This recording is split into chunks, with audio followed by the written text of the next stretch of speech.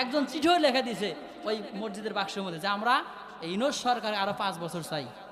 ভক্ত লিখে দিছে তাকে 5 বছর আরো চাই। এই 6 মাসে যে উন্নয়ন করছে কি বলেন, আরো যদি কিছুদিন থাকে মনে আরো কিছু হবে, তাই না? তা আমরা দোয়া করি। আমি পিরোজপুর গিয়েছিলাম, আল্লামা সাঈদীর কবর জিয়ারত করেছি, তার ছেলের সাথে কথা হয়েছে। শেষ পর্যন্ত উনি ইচ্ছা প্রকাশ করেছিলেন। 1 নাম্বার ইচ্ছা বলে শেষ করতেছি, ভাই চলে আসছে, যে বলে আপনার আব্বার জীবনে কোনো আশা ছিল, শেষ আশা? বলেন তো, আমাদের শেষ আশা থাকে না? বলে শেষ আশা ছিল 2টা। একটা হলো যে বাবা আমি যদি জীবনে মুক্তি পাই তবে জালেম দিবে না, তাহলে কি আমার কথা কোরআনের ময়দানে কথা বলে মানুষ শুনবে?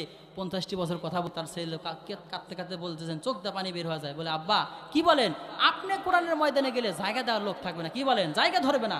2 নাম্বার যে আমার আশা, আমি সারা জীবন খুলনা আলিয়া মাদ্রাসার পাশে খুলনা আলিয়া মাদ্রাসায় পড়াশোনা করেছি, আমার ইচ্ছা ওখানে যেন কবরটা হয়, কিন্তু জালেমরা ওখানে কবর দিতে দেয় নাই। শুধু বাংলাদেশ নয়, বিশ্বের বিভিন্ন রাষ্ট্র থেকে আল্লামা সাঈদীর কবরে সবাই দোয়া করার জন্য যায়, কিন্তু যারা অপকর্ম করেছে, যারা স্বৈরাচারী করেছে, এদের কবরে কেউ যাবে? যায়? কেউ যায় না। দোয়া করে আল্লাহ রাব্বুল আলামিন আল্লামা সাঈদী সহ যারা শহীদ হয়েছেন, আল্লাহ সকলের কবরগুলো জান্নাতের মাকাম বানিয়ে দিন। সকলে বলেন আল্লাহুম্মা আমিন।